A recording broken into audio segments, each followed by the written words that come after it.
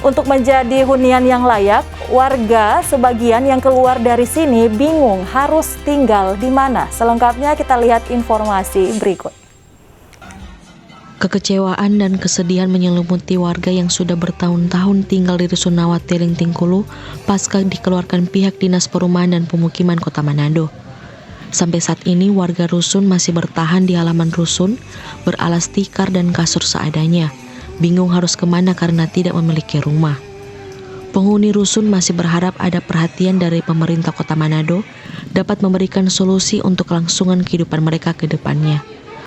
Bapak boleh pilih kita tempat tidur kasur soalnya tidak layak, tapi kita tetap tidur di situ karena apa?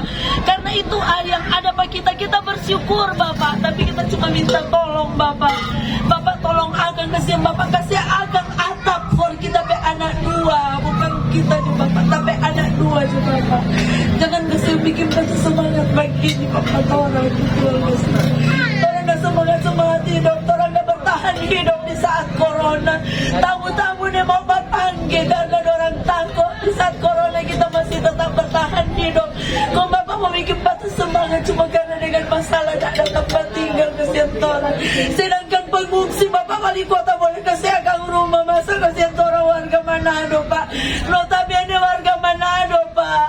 Bapak gubernur notabene orang Bapak warga Manado. Kau orangnya tidak mau dapat apa kesian tolong kesian.